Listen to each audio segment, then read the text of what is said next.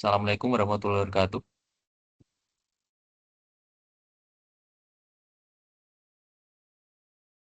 Izin memperkenalkan diri, nama saya Dwi Santoso, dan saya akan menjelaskan terkait pengambilan keputusan dalam sebuah organisasi, pengertian pengambilan keputusan.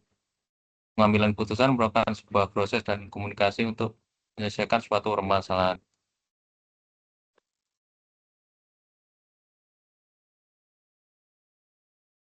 Keputusan tidak selalu bersifat rasional, tetapi terkadang mengikuti apa yang dapat dipersepsikan dari setiap stimulan yang diterima. Beberapa pakar menjelaskan terkait proses persepsi dalam mempengaruhi pengambilan keputusan. Yang pertama, Gibson mendefinisikan persepsi sebagai proses di mana seseorang individu memberikan makna terhadap lingkungan. Kemudian Lutan mengatakan persepsi adalah proses kognitif yang sangat kompleks yang menghasilkan gambar yang unik di dunia, gambar yang mungkin sangat berbeda dari kenyataan.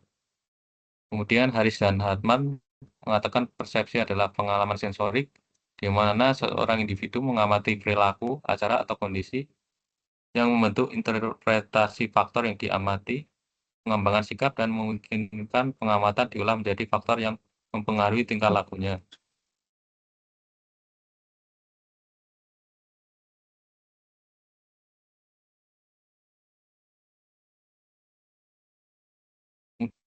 Kemudian pengambilan keputusan melibatkan pemilihan dari berbagai macam tindakan dan merupakan aktivitas yang fundamental atau penting dalam organisasi.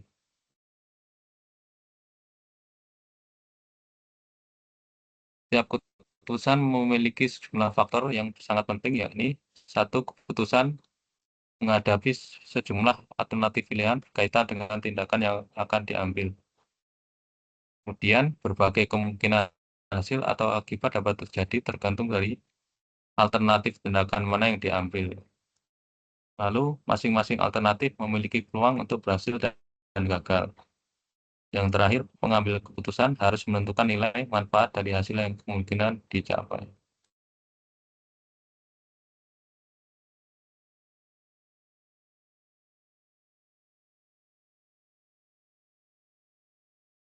Kemudian, langkah-langkah yang menjadi dasar dalam proses pengambilan keputusan yang pertama harus menetapkan tujuan. Seorang pengambil keputusan harus memiliki tujuan yang akan mengarahkan tujuannya, apakah itu spesifik yang dapat diukur hasilnya atau sasaran yang bersifat umum. Kemudian langkah yang kedua yaitu mengidentifikasi suatu permasalahan.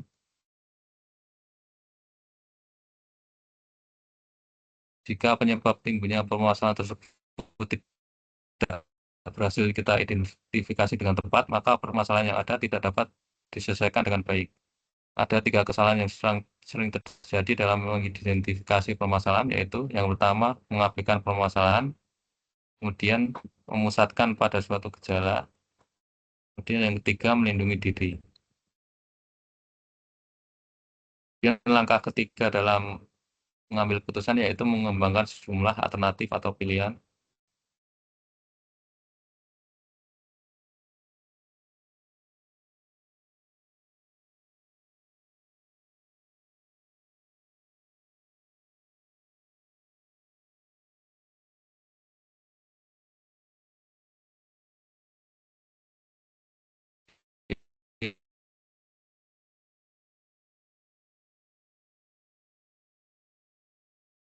Kemudian langkah yang keenam yaitu mengevaluasi dan pengendalian.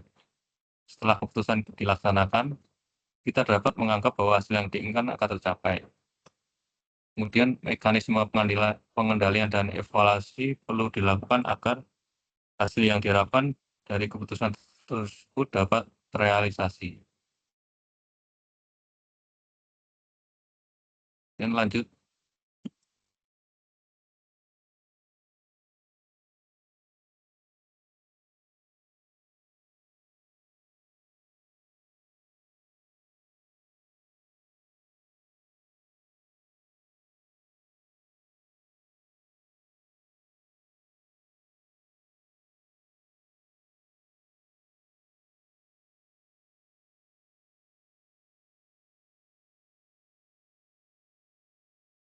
ganti orang kan.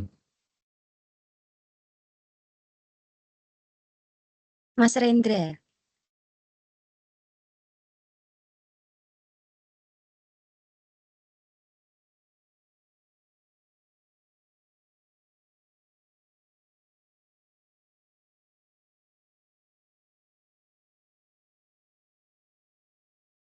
Share screen-nya kelihatan nggak ya, Mas Mbak?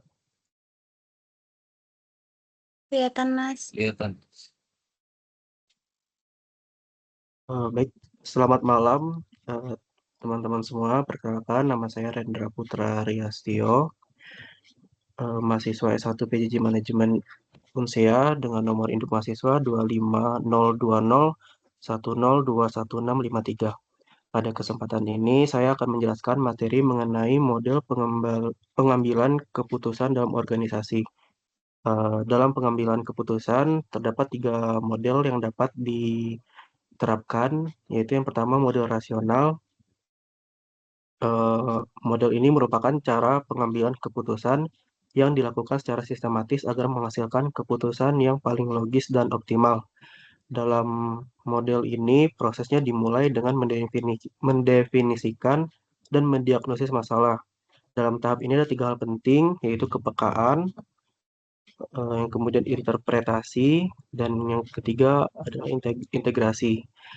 Selanjutnya, yang kedua adalah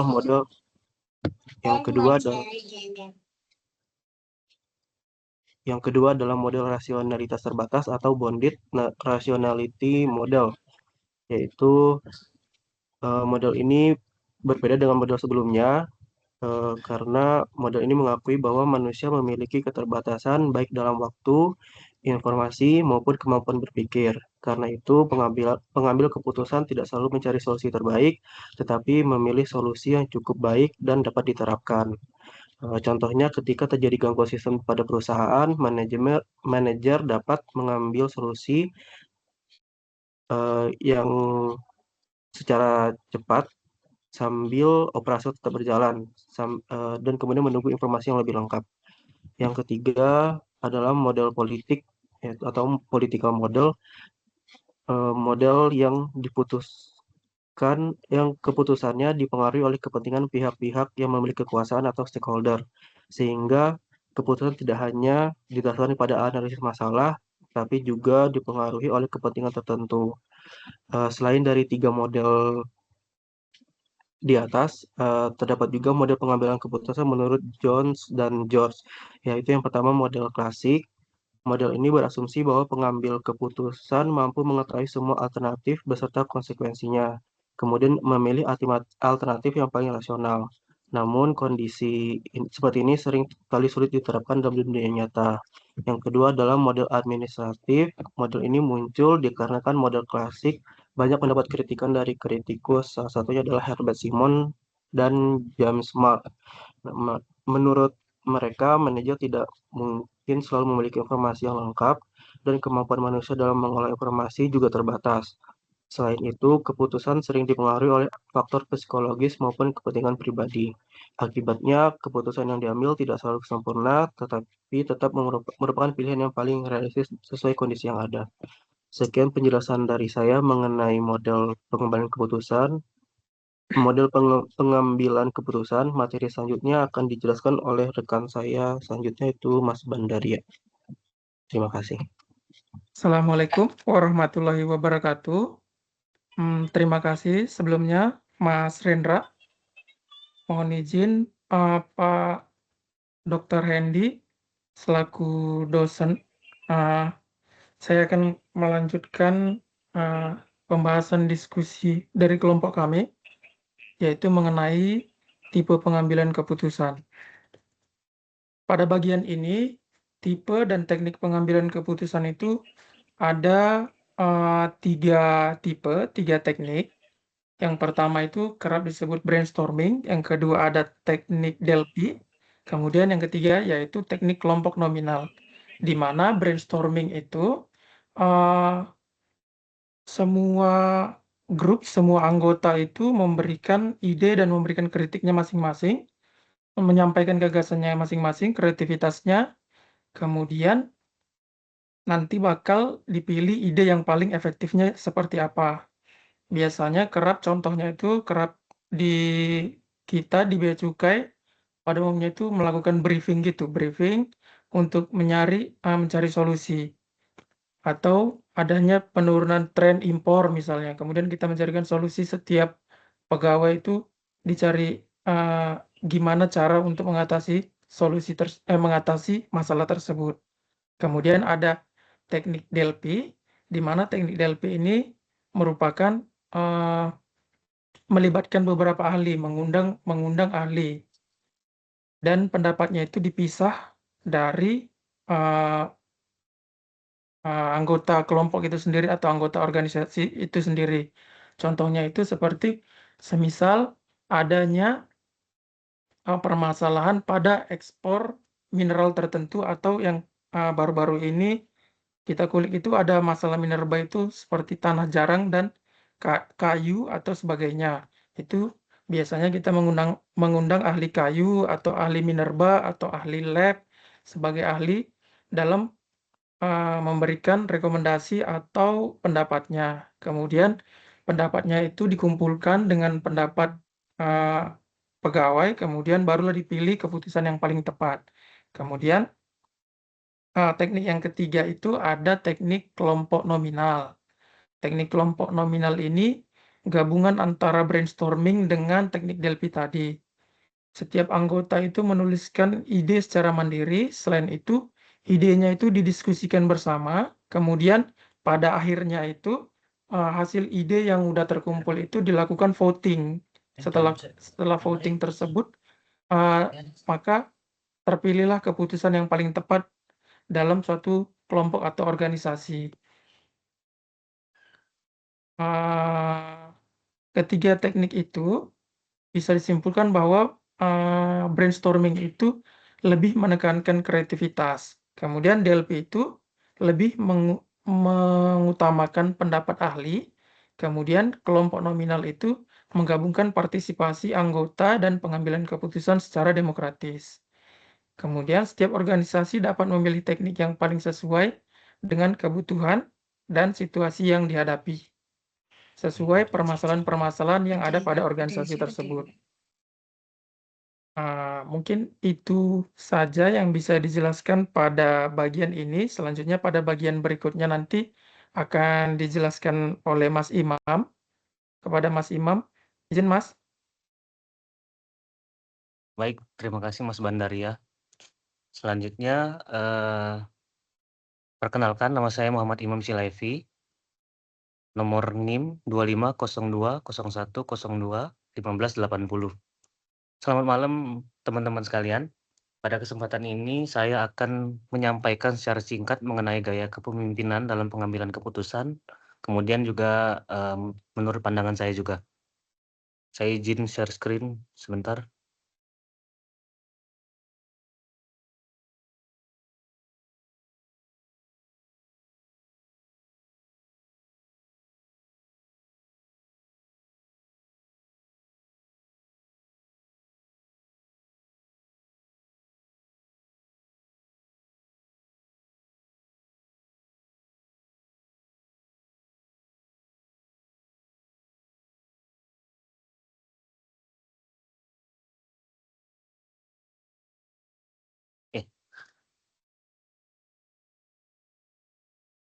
Menurut Robbins, gaya kepemimpinan dapat dilihat dari gaya seorang pemimpin mengambil keputusan.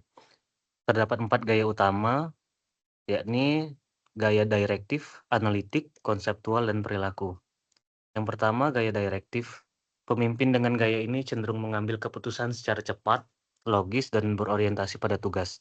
Fokusnya adalah efisiensi, pengendalian, serta penyelesaian masalah dalam waktu singkat.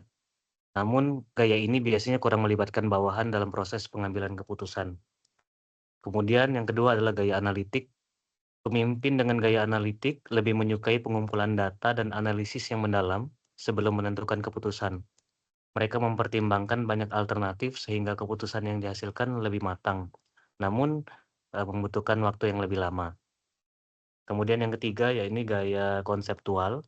Pemimpin dengan gaya ini memiliki pandangan yang luas, berpikir strategis, serta mempertimbangkan berbagai kemungkinan di masa depan.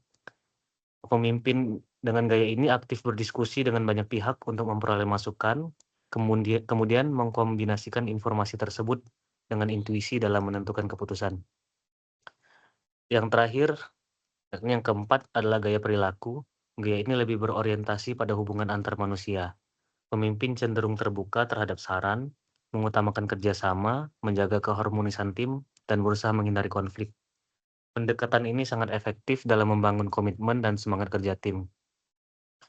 Sebagai penutup, menurut pandangan saya, tidak ada satu gaya kepemimpinan yang paling baik untuk semua situasi. Pemimpin yang efektif adalah pemimpin yang mampu menyesuaikan gaya pengambilan keputusan dengan kondisi organisasi, karakter tim, serta tingkat kompleksitas masalah yang dihadapi, sehingga keputusan yang dihasilkan tidak hanya tepat, namun juga dapat diterima dan dijalankan dengan baik. Sekian paparan dari saya. Materi selanjutnya akan disampaikan oleh Mbak Priska. Mbak Priska, saya persilahkan. Baik, Assalamualaikum warahmatullahi wabarakatuh. Selamat malam teman-teman. Perkenalkan, saya Priska Nolasa Octavia, NIM 250201021887. Pada kesempatan ini, saya akan membahas mengenai dampak dari pengambilan keputusan. Pengambilan keputusan sudah dijelaskan tadi sama Mas Dwi bahwa itu dapat membantu menyelesaikan masalah dan mencapai tujuan tertentu apabila dipertimbangkan secara matang dan tidak dilakukan secara tergesa-gesa. Dampak positif pengambilan keputusan yang tepat, yang pertama adalah membantu mencapai tujuan organisasi. Dampak positif pertama adalah membantu organisasi mencapai tujuan yang telah ditetapkan. Keputusan yang tepat akan menjadi pedoman dalam pelaksanaan kegiatan organisasi. Seluruh anggota organisasi dapat bekerja sesuai arahan yang telah ditentukan sehingga tujuan organisasi dapat dicapai secara efektif dan efisien. Keputusan yang baik juga mampu memperjelas prioritas kerja dan penggunaan sumber daya yang dimiliki oleh organisasi. Yang kedua adalah menyelesaikan masalah secara efektif. Keputusan yang baik merupakan solusi atas permasalahan yang sedang dihadapi. Melalui identifikasi masalah yang tepat dan pemilihan alternatif terbaik, organisasi dapat mengatasi hambatan yang muncul tanpa menimbulkan masalah yang baru. Dengan demikian, proses kerja menjadi lebih lancar dan produktif. Yang ketiga adalah meningkatkan efisiensi dan produktivitas kerja. Keputusan yang tepat dapat menghemat waktu, menghemat biaya, dan tenaga. Organisasi tidak perlu mengulang pekerjaan akibat kesalahan yang sebenarnya dapat dicegah. Selain itu, pegawai dapat bekerja lebih fokus karena telah memiliki pedoman yang jelas dalam menjalankan tugasnya. Selanjutnya adalah meningkatkan kepercayaan terhadap pemimpin. Seorang pemimpin yang mampu mengambil keputusan dengan baik akan memperoleh kepercayaan dari bawahan maupun rekan kerja. Keputusan yang objektif, adil, dan berdasarkan fakta menunjukkan bahwa pemimpin memiliki kompetensi dan tanggung jawab dalam menjalankan tugasnya. Kepercayaan ini sangat penting dalam membangun kerjasama dan loyalitas pegawai. Selanjutnya, mengurangi resiko dan konflik. Keputusan yang dipertimbangkan secara matang biasanya telah memperhitungkan berbagai kemungkinan yang dapat terjadi. Akibatnya, risiko kegagalan dapat diminimalkan dan potensi konflik antar anggota organisasi dapat dikurangi. Organisasi menjadi lebih stabil dan kondusif untuk mencapai tujuan bersama. Dan yang terakhir adalah memperkuat kerjasama tim. Ketika keputusan mempertimbangkan kepentingan seluruh pihak, anggota organisasi akan merasa dihargai dan dilibatkan. Hal ini meningkatkan semangat kerjasama, komunikasi yang baik, dan rasa tanggung jawab dalam melaksanakan keputusan yang telah disepakati bersama.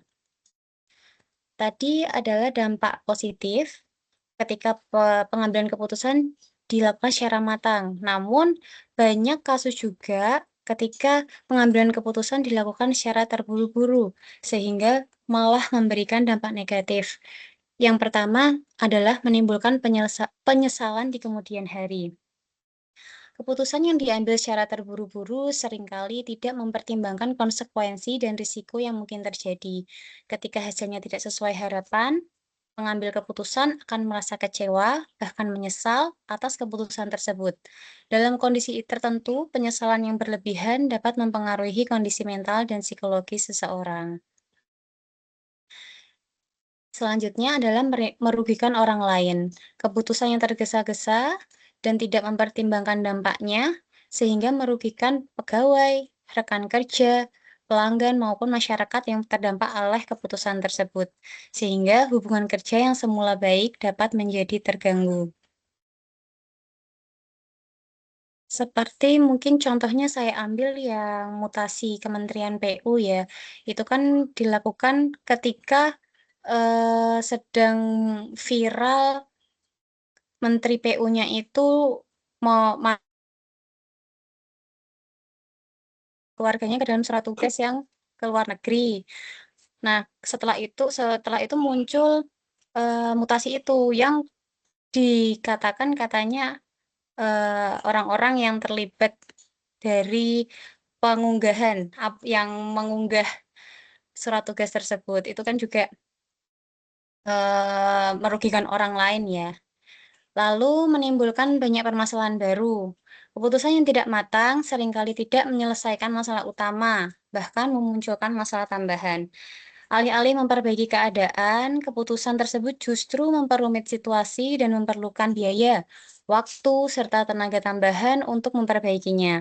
Dalam dunia kerja, hal ini sering menjadi penyebab menurunnya efektivitas organisasi. Ini yang juga banyak terjadi, yaitu pemotongan anggaran secara mendadak. Niatnya adalah untuk mengurangi pengeluaran instansi, tapi ternyata digunakan oleh instansi yang ternyata dikorupsi kayak gitu. Malah menimbulkan permasalahan baru. Selanjutnya adalah menurunkan kredibilitas pengambil keputusan. Orang lain akan menilai bahwa pengambil keputusan kurang cermat, kurang teliti, dan tidak profesional. Jika hal ini terjadi berulang kali, reputasi pemimpin akan menurun, kemampuan kepemimpinannya mulai diragukan oleh bawahan maupun atasan, bahkan dapat berpengaruh terhadap perkembangan karirnya. Sebagai penutup, dapat disimpulkan bahwa pengambilan keputusan merupakan aspek sangat penting dalam kehidupan maupun organisasi. Keputusan yang diambil secara matang, berdasarkan fakta, analisis yang baik, dan pertimbangan risiko yang tepat akan menghasilkan banyak manfaat. Sebaliknya, keputusan yang diambil secara terburu-buru dapat menimbulkan penyesalan, kerugian, konflik, hilangnya kepercayaan, dan berbagai masalah baru yang dapat menghambat kinerja organisasi. Oleh karena itu, setiap pengambilan keputusan perlu berpikir secara rasional, objektif, dan penuh pertimbangan sebelum menentukan pilihan. Baik, sekian dari saya dan dari kelompok 4. Mohon maaf apabila ada kekurangan dan kesalahan dalam penyampaian presentasi. Wassalamualaikum warahmatullahi wabarakatuh. Selamat malam.